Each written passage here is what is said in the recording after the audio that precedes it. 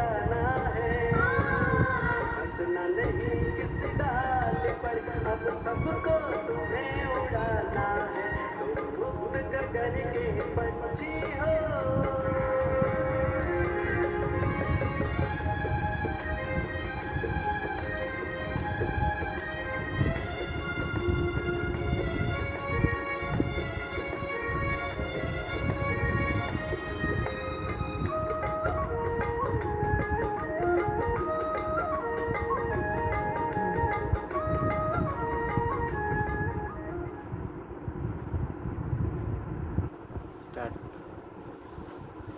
ओम शांति। 21/7/2021 की आज बाबा के महावाक्य हैं और आज बाबा ने हम बच्चों को माला माल कर दिया है। बाबा ने कहा, मीठे बच्चे, बाप आए हैं तुम बच्चों की अविनाशी ज्ञान रत्नों से झोली भरने। ये एक ज्ञान रत्न लाखों रुपए का है। बाबा हम बच्चों को पद्म भाग्यशाली बनाता है। तो पद्म भाग्यशाली कैसे बनाता है? लाखों के ज्ञान रत्न लुटा देता है हम बच्चों पे। बाबा ने कहा, गुप्त दान का इतना महत्व अधिक क्यों है? कैसे समझे इस बात को? लोग कहते हैं ना कि अगर हमने दान करने के बाद अखबारों में निकलवा दिया, अगर दान करने के बाद दुनिया को बताया कि हमने ये दान किया, हमने वो दान किया, तो परिणाम क्या होता है? गड़बड़। और जब हम दान करके किसी को कहते नहीं, बताते नहीं, शेयर नहीं करते, उसका महत्व दुगना हो जाता है, क्योंकि वो गुप्त दान है। वैसे भी कहते हैं कि एक हाथ से दें और दूसरे हाथ को मालूम न पड़े, केवल हम जाने और हमारा इष्ट, हमारा भगवान जाने। गुप्त दान का बाबा कह रहा है इतना अधिक महत्व क्यों है? क्योंकि बाप तुम्हें अभी गुप्त ज्ञान रत्नों का दान देते हैं। इसे दुनिया नहीं जानती कि भगवान हमारी झोली भर रहा है। फिर तुम बच्चे इन ज्ञान रत्नों का दान करने से विश्व की राजाई ले लेते हो। यह भी गुप्त है। न कोई लड़ाई, न कोई बारूद आदि, न कोई खर्चा। समझा? बाबा इतने गुप्त ज्ञान रत्नों से हमारी झोली भरता है और ये ज्ञान रत्न ही हमारी ज़िंदगी को सुभान अल्लाह बना देते हैं। हाँ? ज्ञान रत्नों से विश्व की राजाई मिलती, ये भी गुप्त है। न कोई लड़ाई है, न कोई बारूद है, न कोई खर्चा है। गुप्त रीति से तुम्हें राजाई बाबा ने दान में दी, इसलिए गुप्त दान का बहुत महत्व है। अच्छा, डबल ओम शांति। एक तो शिव बाबा कहते हैं, एक ब्रह्मा दादा कहते हैं, दोनों का स्वधर्म है शांति। दोनों ही शांति धाम में रहने वाले। तुम बच्चे भी शांति धाम में रहने वाले हो। निराकार देश में रहने वाले आए साकारी देश में पार्ट बजाने। यही तो ड्रामा है, क्योंकि यही ड्रामा है। बच्चों को ड्रामा के आदि, मध्य और अंत का ज्ञान बुद्धि में भरा हुआ है।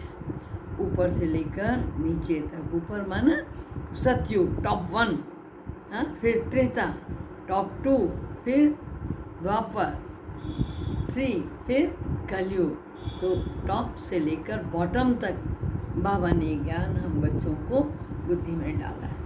ऊंच से ऊंच भगवान, उनके साथ बच्चे इन बातों को अच्छी रीति समझो। तुम्हारे सिवाय यह ज्ञान में कोई में है नहीं ये ज्ञान। तुम पढ़ते हो कहाँ? खुदाई स्कूल में। भगवान हो आज, भगवान तो एक ही है, कोई 10-20 भगवान नहीं। जो भी और सब धर्म वाले हैं, उनकी जो भी आत्माएं हैं, सबका ईश्वर तो एक ही है, भगवान तो एक ही है।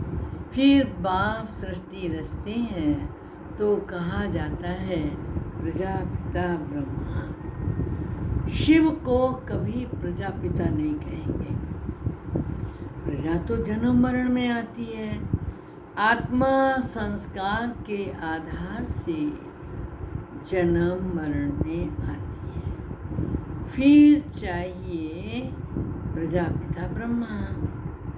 गाया हुआ है परम पिता परमात्मा। प्रजापिता ब्रह्मा द्वारा रचना रचते हैं, उनको बुलाया ही जाता है पतित पावन आओ।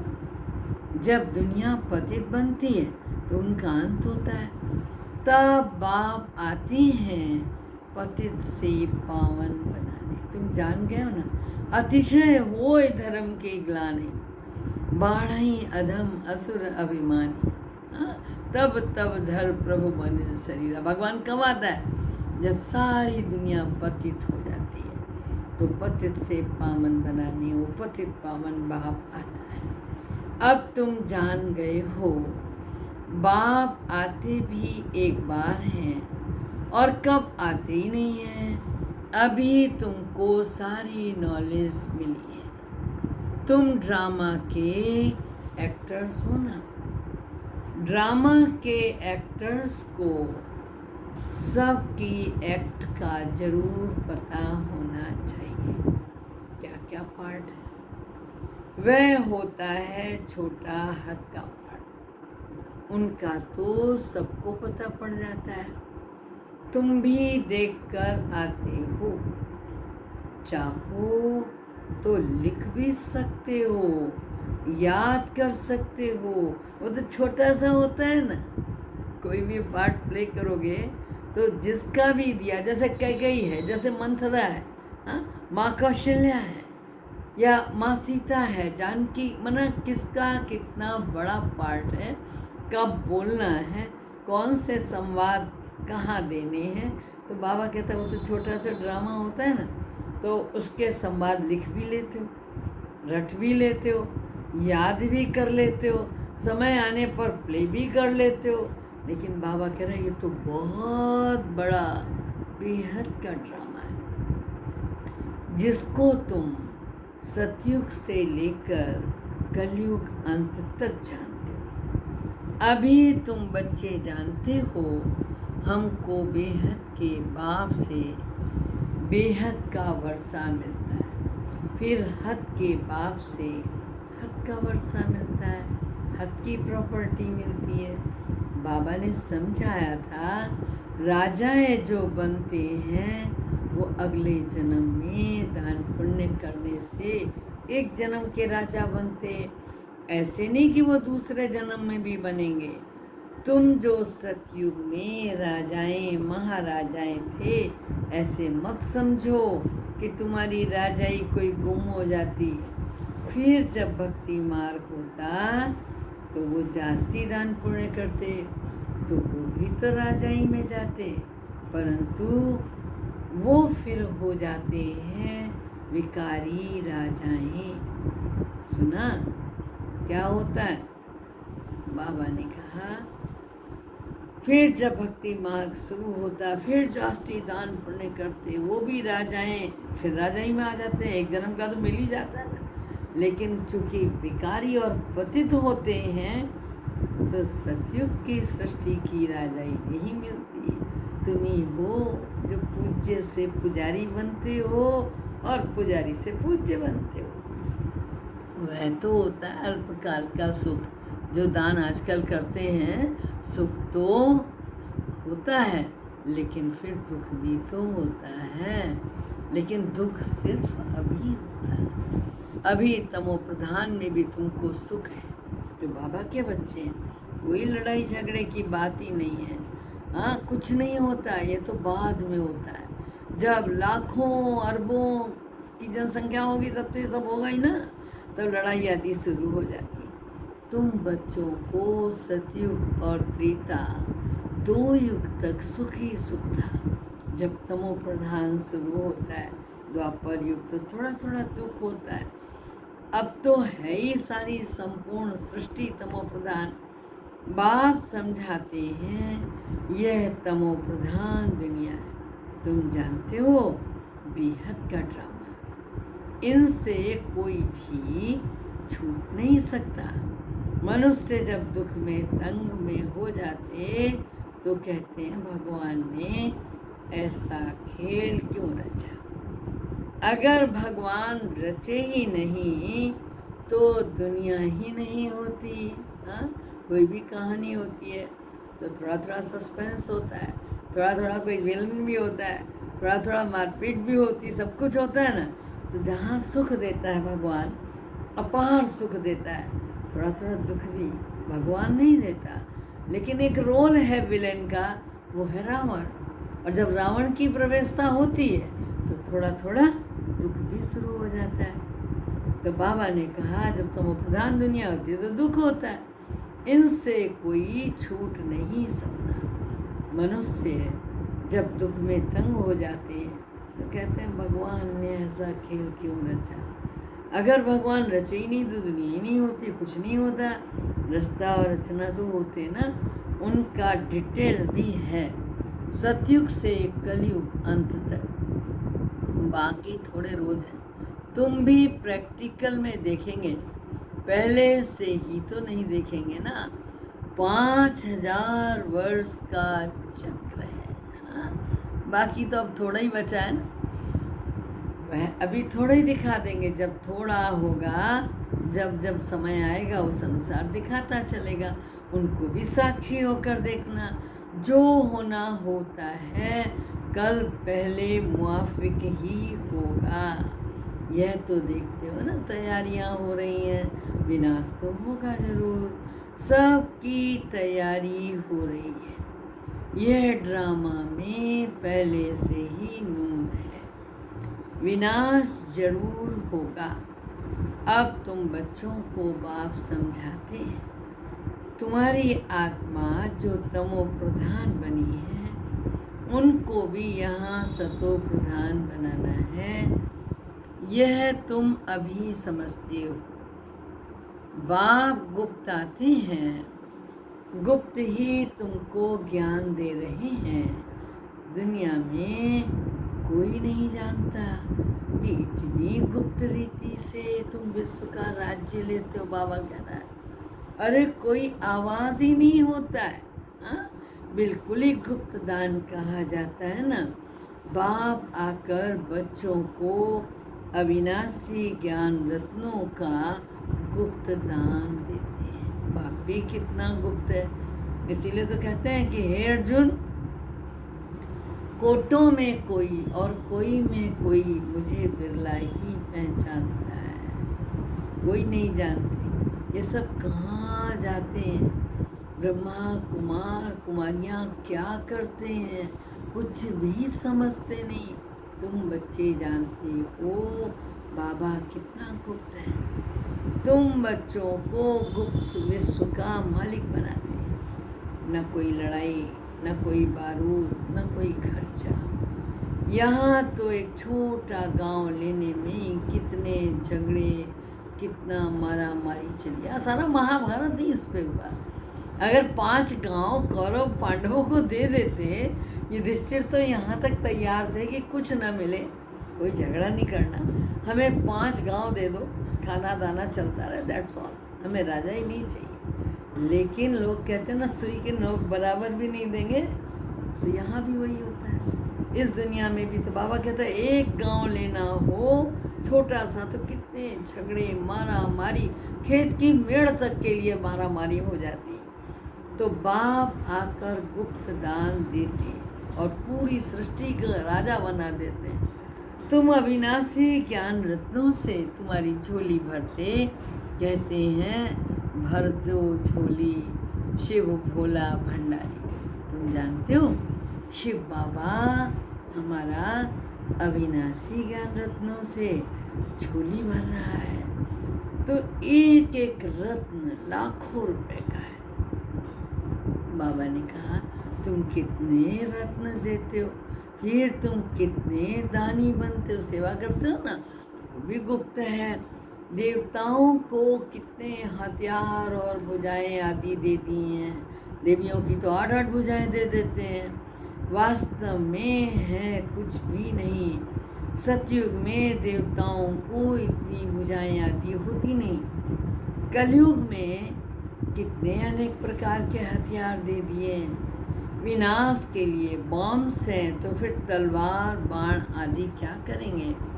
तुम कहते हैं ये ज्ञान खड्ग है, ये ज्ञान तलवार है, तो उन्होंने हथियार समझ लिए है कुछ भी नहीं।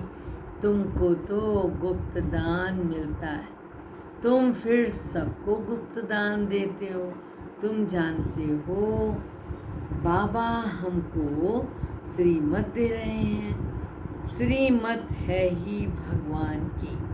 तुम जानते हो हम आते हैं नर से नारायण बनने, उनको सर्वगुण संपन्न, 16 कला संपूर्ण दैवी गुणधारी कहा जाता है। दैवी गुण सिर्फ उन देवी देवताओं में होते, फिर कलाएं कम हो जाती। जैसे संपूर्ण चंद्रमा की रोशनी अच्छी होती है, फिर कम होती जाती। कम होते होते बाकी एकदम पतली हो जाती है। कहाँ? शुक्ल पक्ष में। हाँ, धीरे धीरे धीरे चंद्रमा बढ़ता है, लेकिन पूर्णिमा के बाद धीरे धीरे धीरे घटता है और अमावस्या आने तक एक पतली सी लकीर रह जाती है। सारा गुम हो जाता है, लकीर जरूर होती है। कहते हैं अमावस्या आ गई, अब तुम्हारी बेहद की बात है। तुम 16 कला संपूर्ण बनते हो। दिखाते हैं कृष्ण के मुख में माताएं चंद्रमा देखती हैं।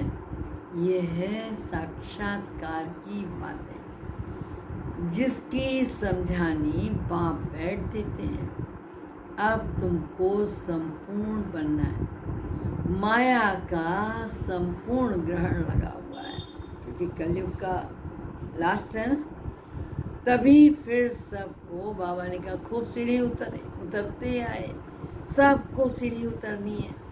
तभी फिर सबको वापस जाना पड़े। तुम तो अभी थोड़े हो, आहिस्ते आहिस्ते वृद्धि होगी, आहिस्ते आहिस्ते वृद्धि होगी। पढ़ाई में बहुत नहीं पास होते, तुम्हारे सेंटर भी धीरे धीरे वृद्धि को पाते रहेंगे। समय नज़दीक आता जाएगा, फिर समझेंगे इनमें क्या है। दिन प्रतिदिन वृद्धि को पाते रहते। अभी कहते हैं हमने समझा था, ये कहाँ तक चलेंगे, खत्म हो जाएंगे।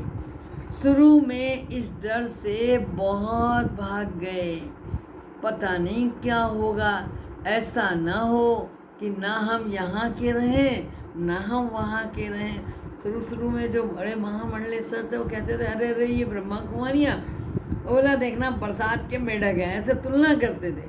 कहते थे ये कुछ दिन के लिए हैं बस, उसके बाद थोड़ी कहीं कुछ रहेगा। तो जो दूसरे लोगों को ज्ञान अच्छा भी लगता था, वो डर के मारे नहीं आते थे कि ऐसा ना हो कि हम अपने सदगुरु को छोड़ के, अपने गुरु को छोड़ के इधर आ जाएं और इन लोगों का भी कहीं प्रोग्राम और सत्संग बंद हो जाए तो दुनिया हमारी मजाक उड़ाई। ऐसा ना हो कि ना हम यहाँ के रहें ना वहाँ के रहें, ऐसा नहीं। बाबा ने कहा, इसलिए लोग कहते थे इससे तो भागो, भाग गए। अभी फिर लौट लौट के उनमें से भी आते रहते। बाप कितना सहज रीति बैठ समझाते हैं। इन अबलाओं अहिल्याओं को कोई तकलीफ नहीं देते। इनका भी उद्धार तो होना है ना। कहते हैं बाबा, माताओं बहनों को जब हम लोग ज्ञान सुनाते तो कैसे गांव वाले कहते हम पढ़े लिखे नहीं हैं, हमें कैसे समझ आएगा। अरे भगवान ने तो अनपढ़ों को भी पढ़ा करके कहाँ पहुँचा दिया। तो बाबा कहता है मैं इन अबलाओं और अहिल्याओं को कोई तकलीफ नहीं देता हूँ, इनों का भी उद्धार तो होना है ना। कहते बाबा हम तो कुछ पढ़ी लिखी नहीं है। बाबा कहते कुछ नहीं पढ़ी हो बहुत अच्छा है। क्यों? क्योंकि स्लेट जो है ना मन की बहुत क्लीन है। अगर कुछ पढ़ा लिखा होता है ना तो उसको मिटाना पड़ता, घड़ी घड़ी मिटाना पड़ता। पढ़ा लिखा बार बार बुद्धि में आता। बाबा हम तो कुछ पढ़ी लिखी नहीं। बाबा कहता बहुत अच्छा है कुछ पढ़ी लिखी नहीं हो। मैं कुछ जास्ती पढ़ाता नहीं हूँ, और जो शास्त्र आदि पढ़े होते हैं उनसे कहता हूँ सब भूल जाओ, समझा। मुझको याद करो फिर बादशाही तुम्हारी है, बस तुम्हारा बेड़ा पार हो जाएगा। बच्चे पैदा हुए कहेंगे बाबा वर्षे के हकदार बन जाते, यहाँ तुम हकदार बन जाते हो। दुनिया में लौकिक में बच्चा पैदा होता है तो मालिक हो जाता है बालक होते ही, और यहाँ तुम जैसे ही बाबा को पहचान कर बाबा बोलते हो, बाबा ने कहा बस वर्षे के हकदार बन जाते हो। यहाँ भी तुम हकदार बन जाते हो। बाप दादा को याद किया, राजधानी तुम्हारी। इसीलिए गाया हुआ है कि सेकंड में जीवन मुक्ति मिल जाती है। साहूकार लोगों का पिछाड़ी में पार्ट है, लेकिन पहले नंबर कौन लेता है? गरीब। बाबा ने कहा पहले पहले गरीबों की बारी है, तुम्हारे पास तो आप ही आएंगे। दलितों का भी उद्धार होना है। भीलनी का भी गायन है। कहते हैं राम ने भीलनी के पैर खाए। वास्तव में राम भी नहीं है, शिव बाबा भी नहीं है। हाँ हो सकता है इस ब्रह्मा को खाना पड़े। आज शिव बाबा ने बहुत मज़े में कहा मैं तो खाता नहीं हूँ, तुमको खाना पड़े। हाँ हो सकता है इस ब्रह्मा को खाना पड़े। भीलनी आदि आएंगी, समझो टोली आदि लेकर आए तो इनकार कैसे कर सकते हैं। भीलनी गणिकाएँ ले आएंगी तो बाबा ने कहा तुम भी खाएंगे। शिव बाबा कहते मैं तो नहीं खाऊंगा, मैं तो अभोक्ता हूँ।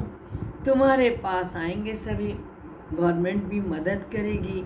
इनको उठाओ। जब आदिवासियों की सेवा की भ्राता ओम प्रकाश जी ने तो बहुत गवर्नमेंट ने मना सराहा, दुनिया ने सराहा और बहुत ऑफर दिए कि आप जगदलपुर में, बस्तर में, यहाँ वहाँ इतने आदिवासियों की सेवा कर रहे हो तो आप ऐसा करो ना कि हमारे प्लान्स ले लो, हमारी गवर्नमेंट की ओर से सेवा करो, हम आपको इतनी मदद करेंगे। बोला नहीं, हम गॉडली गवर्नमेंट के सेवक हैं, दो जगह कैसे जॉब कर सकते हैं।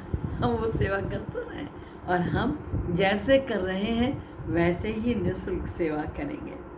तो बाबा कहता है ये भीलनियाँ भी आएंगी, ये गणिकाएँ भी आएंगी। बाबा तो गरीब नवाज है ना, तुमको भी ऑटोमेटिकली प्रेरणा होगी कि हम इनकी सेवा करें, हम भी गरीबों को समझाएं। भीलनियों में से भी निकलेंगे, इतना बड़ा झाड़ है। माना बाबा ये समझा रहे हैं कि एक शबरी नहीं जिसने बेर खिलाए, बहुत शबरियाँ पैदा होंगी, बहुतों का उद्धार करना होगा। इनमें एक भी देवी देवता धर्म का नहीं रहा, सब धर्मों में कन्वर्ट हो गए। अब बाप कहते हैं जो भक्ति करने वाले हैं उनको समझाओ। तुम देख रहे हो सैपलिंग कैसे लगता है, ब्राह्मण कैसे बनते हैं, तो सूर्यवंशी चंद्रवंशी देवता बनते होंगे, वो आते जाएंगे। एक बार भी सुना तो स्वर्ग में आएंगे जरूर। बाबा ने काशी करवट का मिसाल सुनाया। शिव पर जाकर बलि चढ़ते थे, उनको भी कुछ तो मिलना चाहिए ना भक्ति में। जो बलि चढ़ गए तो बाबा ने कहा तुम भी तो बलि चढ़ते हो, पुरुषार्थ करते हो राजाई के लिए। भक्ति मार्ग में राजाई तो होती नहीं है, वापस कोई भी जा नहीं सकते। तो क्या होता है, उनके जो पाप किए हुए हैं उनकी सज़ा भोगनी पड़ती है। सज़ा भोग कर चुकतू कर देते। फिर नए सिर जन्म होता, नए सिर पाप शुरू होता। बाकी रहना तो सबको यहाँ ही है। नंबर 1 में तुम ही हो, तुम ही 84 जन्म भोगते हो। सबको रजो तमो में तो आना होता ही है। बाप कहते हैं इस समय सारी सृष्टि का ये झाड़ जर्जरी भूत हो गया। मनुष्य तो बिल्कुल घोर अंधेरे में कुंभकर्ण की नींद में सोए हुए हैं। एक कुंभकर्ण नहीं है, अनेक कुंभकर्ण। कितना ही सुनाओ ज्ञान अच्छा लगता है, जी बहन बहुत अच्छा लगता है, लेकिन समय नहीं है और पलट के फिर सो जाते हैं ये बोल करके। उन्हें ये नहीं मालूम कितने भाग्यहीन हैं कि समय ही ये है जो भगवान आ करके हमें जगा रहा है। इसके बाद कोई जगाने नहीं आएगा। हाँ? जो ये कहते हैं कि हमको समय नहीं है, बाबा ने कहा तुम कितना भी समझाते हो सुनते ही नहीं है। हाँ? तो बख्तावर नहीं है ना, वक्त की वैल्यू नहीं है ना हमको। तो बाबा ने कहा जिनका पाठ है वो समझेंगे भी, वो पुरुषार्थ भी करते हैं और वही माता पिता के दिल पर भी चढ़ते हैं, तख्त नसीन भी वही बनेंगे। कितनी बच्चियां पूछती हैं बाबा, बच्चों को डांटना पड़ता है। तो बाप कहते हैं इसका इतना कुछ नहीं है, तुम पुकारती हो उनको पतित पावन बनाओ। बाप भी कहते काम महाशत्रु है। ऐसे नहीं कहा जाता कि क्रोध महाशत्रु है, लेकिन ऐसा नहीं समझ लेना कि छुट्टी है, छुट्टी नहीं है क्रोध करने की। बाप कहते माताओं में इतना नहीं होता, थोड़ा बहुत गुस्सा करेंगे फिर बुला के बच्चे को प्यार करेंगे। हाँ, तो इतना नहीं होता। पुरुष बहुत लड़ाई करते हैं क्योंकि ईगो बहुत होता है। अब बाप ने तुम माताओं को आगे किया, वंदे मातरम। नहीं तो माताओं को कहते हैं तुम्हारा तो पति गुरु ईश्वर है, उनकी मत पर चलना है। हथियाला बांधा फिर पतित बने, ये ईश्वर मिला उनको जो पतित बनाने वाला है। अभी राम राज्य स्थापन होता है, बाकी सब मरते जाएंगे।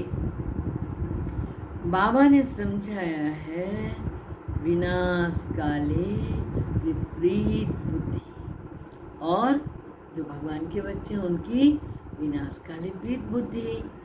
तुम्हारी परम पिता परमात्मा से है प्रीत बुद्धि। तुम्हारी आत्मा जानती है शिव बाबा इनमें आते हैं, इन द्वारा हम सुन रहे हैं। इतनी छोटी बिंदु शिव बाबा का ये टेम्परेरी रथ है, इनके द्वारा रुद्र ज्ञान यज्ञ रचता है। तो ये रुद्र ज्ञान यज्ञ जो बाबा ने रचा है ये बढ़ता ही जाएगा। बच्चों की बूंद बूंद से तालाब भरता है। सुना क्या बढ़ता है? तालाब बढ़ता है। बच्चे अपना सफल करते रहते हैं क्योंकि जानते हैं यह तो सब कुछ मिट्टी में मिल जाना है, कुछ भी रहना नहीं है। जितना सफल हो जाए उतना ही उत्तम है। सुदामा का मिसाल है ना, बच्चियों के पास चावल मुट्ठी थी तो वही भगवान के यज्ञ में भेज देती थी। एक बार की बहुत पुरानी बात है, किसी ने बाबा से पूछा बाबा ये यज्ञ कैसे चलता है? तो बाबा ने कहा मेरी बच्चियाँ चलाती। उसको यकीन नहीं हुआ कि इतना बड़ा यज्ञ है, अरे बच्चियाँ कैसे चलाएंगी, माताएं कैसे चलाएंगी?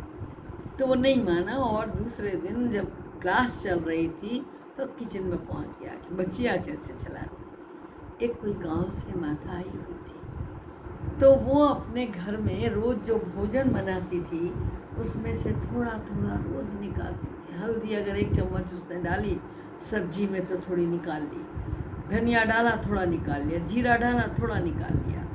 अब वो थोड़ा थोड़ा करके कुछ तो हो ही जाएगा ना। मिलने के लिए बाबा से आई है, मान लो 4 महीने में आई, 5 महीने में आई, तो भी संकोच संकोच होता था कि इतना बड़ा यज्ञ है, मैं ये इतना सा क्या दूँगी। तो पोटली पोटली बांधी हुई थी उसने। और जब बाबा क्लास में था, सभी क्लास में थे, तो उसने युक्ति सोची अभी किचन खाली होगा, मैं जा कर के सारा जीरा जीरे में मिला दूँ, हल्दी हल्दी में मिला दूँ, किसी को पता ही नहीं पड़ेगा। और वो जा कर के एक एक पोटली खोल के मिला रही थी। देखो, इसको कहते हैं ड्रामा।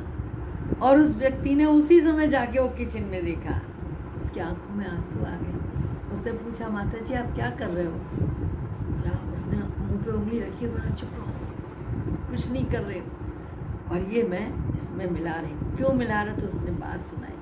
तो उस भाई की आंखों में आंसू आ गए कि वाकई भगवान का यज्ञ है। भगवान कैसे गरीब बच्चों से भी चलाता है, इसको कहते हैं गरीब नवाज। तो बाबा जो कहता है माताएं चलाती हैं, बाबा के पास में चावल मुट्ठी 6-8 रुपया भेज देती, वाह बच्ची वाह, बाप तो गरीब नवाज है। ये सब ड्रामा में नूंद है, और ये फिर भी होगा। बांधेलियाँ हैं ना, बाबा कहते भाग्यशाली। शिव बाबा का हाथ तो मिला ना, एक दिन आएगा, सब आएंगे। बाबा ने कहा यार समाजी आदि भी आएंगे, जाएंगे कहाँ?